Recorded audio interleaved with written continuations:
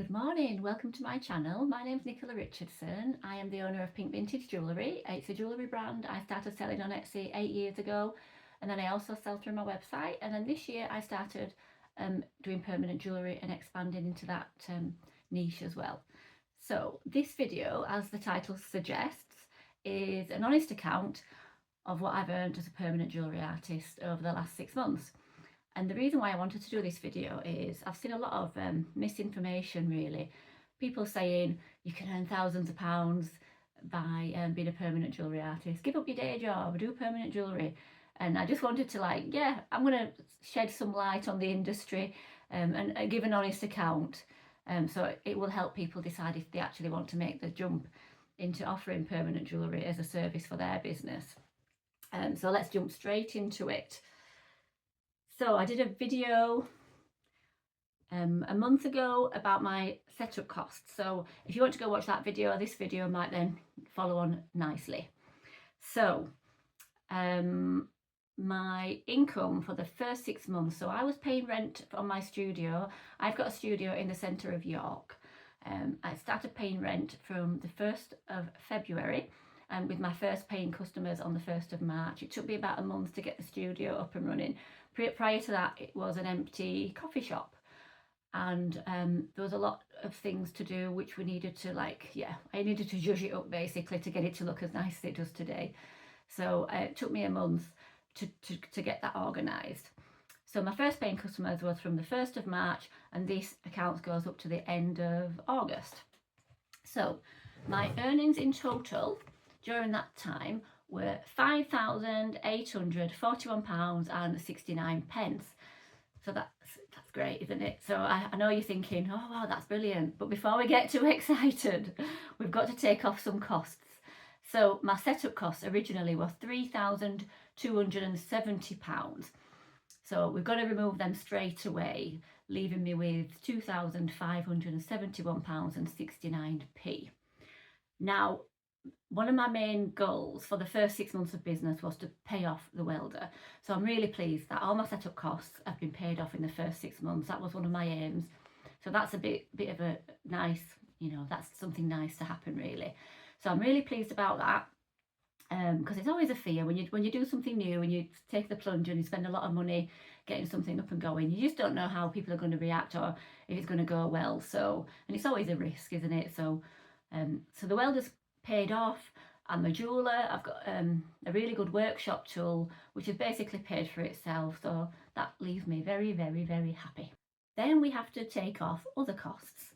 So other costs, ongoing costs like argon, gas, rent, transport, parking, bus fares. Parking in York is probably the second most expensive city out of London, I imagine. It's ridiculous. It's £20 a day to park in York, so most people have to go on the bus. I've also had to buy extra tungstens because your welder only came with 2, and I've also had to pay for a booking app so people can book through my website. Those costs altogether were just over £1,000, so £1,088.20, leaving £1,483.49. Now we have to remove the cost of the stock. So unfortunately, I didn't keep this price separate. When I first started my permanent jewellery business, I was just buying supplies in with my other jewellery stock. I didn't keep it separate, but I didn't know I was going to do a YouTube video at the time. So I just wish, I maybe kept it a bit separate so I could have been a bit more accurate with this point. So I'm trying to think, how much have I spent on stock? I've had 101 customers in the 6 months, and I'm thinking somewhere between, I thought my first estimation was about 750, and then I was thinking, it could even be more than that. It could be 750 to £1,000, because I have sent some chains off for hallmarking. I am registered with the Sheffield Asset Office, so that added up the cost as well. So I think in between 750 and £1,000 on stock is probably about right, but sorry, I can't be more accurate with that. So that basically takes me down to, if we go for the £1,000 and go for the top figure, £483.49 profit in 6 months. So my villa in the south of France will have to wait. And this is not a bragging video at all. I wanted to do an honest account. Obviously, it's not a bragging video. I've not made a fortune, but I just wanted, yeah, let's be honest about it. Some people are saying you can step out the door and earn £1,000 in one day doing permanent jewellery. Well, if you are one of them businesses, please leave a comment, because I'd love to know what you're doing. I just think there's a lot of misinformation, and let's get real. Let's have a bit of let's have a reality check on the business. So I'm really happy that I've paid off the welder in 6 months. Most businesses, you know, are still in debt after a couple of years. So the fact that I don't have any debts anymore, I think that's a big win for me. I've also loved coming into York. I've also loved being in the studio.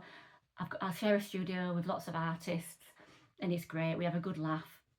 It gets me out of the house. It gets me socialising. Before, just running my online business, I could get a little bit lonely sometimes when you're working from home and you don't have, you're not socialising as much with other people. So going into York and meeting all the customers and learning about all the love stories and the relationships, I've really enjoyed it. And so for me, it's been definitely worth it. Even though it's not been a massive financial gain, I've really enjoyed it. And I hope I'm still doing it, you know, in a year's time. That's the other point I wanted to make, really. It is incredibly niche, permanent jewellery. What I've discovered over the last 6 months is the majority of people actually don't want it or can't have it because of work. Now, I'm in the centre of York. I'm in between Parliament Street and Coney Street. I'm opposite Superdrug. I can't get a better location. It's brilliant. People find me very easily. People who want permanent jewellery in York will find me. And I've been the only one. I'm on the only permanent jewellery studio in York all this time.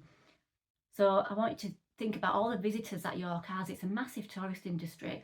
I've got some figures. How many?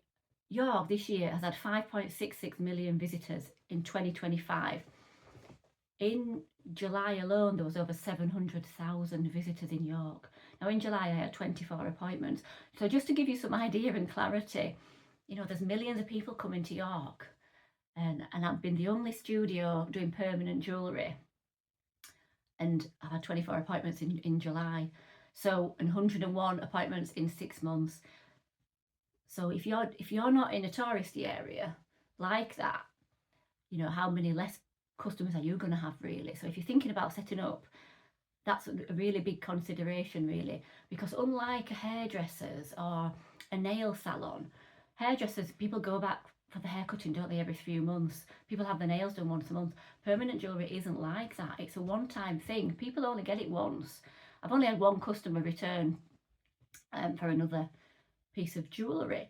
So that's a consideration. You always need a new income, a stream of people, really. So it does work being in a tourist area, but even then, without numbers, you can see it's not massively popular in this country. It might be in America, but it's just not that popular here. And I think it is a bit of a trend, isn't it? It got going on TikTok. And realistically, how long will it be around for? I'd like to think I'm doing it for another year, but I bet in 2 years' time, I bet the appointments have probably dried up. Trends come and go, don't they? People were wearing skinny jeans, weren't they, like 5 years ago, and you don't see anybody wearing them now, except me. I still like skinny jeans, but you can get my point. It is very niche. It is a trend. Will it be around for a long time? If you're thinking about getting into the industry, you know, will you be around enough to pay off the welder before this trend goes away again, really? And I think my final point on it as well is do your research. You've got to do your research properly. When I was looking into this, there was a girl doing it in Harrogate, but there was no one doing it in York. So I came to York and I set up in York. I was the first one to do it. But I tried to do it in Wetherby as well at the same time, but Wetherby completely fell flat. The location just wasn't right for permanent jewellery. So just because, if you do your research and you find a town and you think, oh, no one's doing permanent jewellery in that town, there might be a reason. Wetherby's a very much older population and just not interested in permanent jewellery at the end of the day. So you can get your location wrong as well. And also, if if there is somebody doing a permanent jewellery in your area and they're doing it very well, I can guarantee there won't be enough business for two of you. Because it just isn't. There's just not enough people who are actually wanting the service at the moment. So that's the purpose that that's why I wanted to do this video, just to sprinkle a little bit of reality on it, really.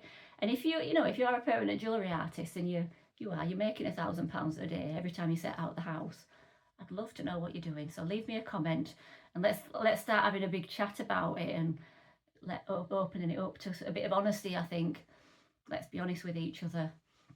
And I think as a small business owner, you've always got to be looking for your next thing. So my next thing is going to be jewellery making classes. I already decided that in 2026 I'm going to promote and start doing jewellery making classes, and I've got my first one next week. And if you're interested, we're going to be making these little stacking rings, and it's a beginner course, and we're doing it in my local village hall just in Greenhammerton, and I've still got a couple of places left. So that's going to be my focus for 2026. I'm hoping to get one class going a month with a different technique, and over the course of the 12 months you've learned something new every month. That is my plan. So when the permanent jewellery starts to tail off, I've got something else lined up for my handmade business, because it's challenging at the moment having an online shop. It's very, very challenging. We've got, for example, 5 years ago I could sell all over. I can't sell to Europe anymore because of their safety rules. America's practically died because of the tariffs. Brexit, I can't sell to Northern Ireland because of Brexit. So my world of online sales have just shrinking and shrinking and shrinking altogether, and it's ridiculous considering like we're in the internet age and we should be able to sell worldwide. But yeah, that's just the way of the world at the moment, and hopefully it will be a temporary thing, and we'll have some common sense thrown on that as well in the next few months. That will be lovely. So anyway, yeah, I hope you've enjoyed this video, and I always wanted to be honest with my YouTube, discuss the highs and the lows and what it's really like. And if you've got any questions, or if anyone else wants to leave me any comments, please feel free, and I'll get back to you as soon as I possibly can. Okay then, see you later. Bye bye.